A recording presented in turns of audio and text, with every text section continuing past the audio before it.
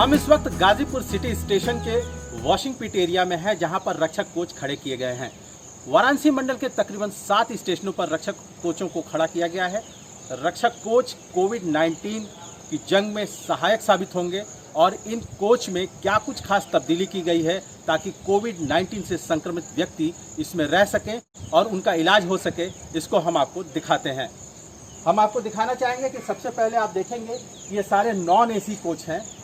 ये साधारण general class के डब्बे हैं या फिर स्लीपर क्लास के डब्बे हैं और इनके खिड़कियों पर ये अलग से जाली लगाई गई है, जो सामान्यतः आप यात्रा करते समय इन ट्रेन के डब्बों पर नहीं देखते होंगे।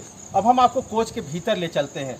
जैसे ही आप कोच के भीतर आएंगे तो सबसे महत्वपूर्ण सूचनाएं जो हैं उनको यहाँ पर हर कोच में लगाया गया है, जिसमें कि लैंडलाइन नंबर है, रेलवे का कॉन्टैक्ट नंबर है, मोबाइल नंबर है कि अगर किसी कोरोना संक्रमित को किसी तरह की मदद चाहिए तो वो इन नंबरों पर संपर्क कर सकता है। दूसरी जो बहुत महत्वपूर्ण जानकारी है वो वाईफाई कनेक्टिविटी की है। आप यहाँ देख सकते हैं कि इसमें गाइडलाइन लिखा हुआ है कि कैसे आप वाईफाई से अपने मोबाइल या हैंडहेल्ड डिवाइस को कनेक्ट कर सकते हैं।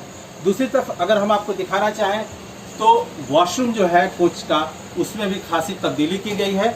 इनमें नहाने का इंतजाम अब कर दिया गया है, जो कि सामान्यतः डब्बों में नहीं होता है। आप देख सकते हैं कि यहाँ बाल्टी रखी गई है, नहाने के लिए एक छोटा सा स्टूल रखा गया है और जेट रखा गया है।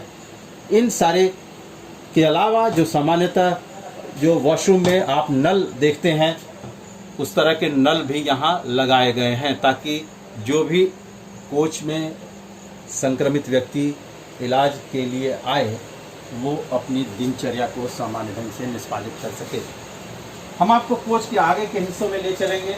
आप देख सकते हैं कि हर कोच को एक कोविड वार्ड के तौर पर ट्रीट किया जा रहा है और यही वजह है कि इस तरह के प्लास्टिक के पर्दे लगाए गए हैं ताकि संक्रमित व्यक्ति एक दूसरे के सीधे संपर्क में ना रहे और हर जो सेक्शन है वो एक आइसोलेटेड एरिया बन जाए। अगर इस पर्दे को ऐसे गिरा दिया जाए तो ये एक पूरा एक आइसोलेटेड एरिया हो जाएगा। जानकारी मिल रही है कि एक आइसोलेटेड एरिया में 1 से 2 व्यक्ति को रखा जा सकता है। यह पूरी जो ट्रेन है इसमें कुल 11 कोच हैं। 11 कोच में 3 कोच स्लीपर के हैं और बाकी जनरल क्लास के डब्बे हैं। साथ ही साथ एक कोच जो है वो एसी का है और जो जानकारी मिल रही है वो ये है कि जो मेडिकल स्टाफ है वो उन कोचेज़ में रहेंगे और 24/7 यहाँ पर मेडिकल स्टाफ की तैनाती सुनिश्चित की जाएगी। ऐसे में गाजीपुर स्टेशन के साथ ही बगल के जनपद मऊ को यह श्रेय मिला है कि देश का पहला स्टेशन है मऊ, जहाँ पर रक्षक कोच में इलाज शुरू किया जा चुका है।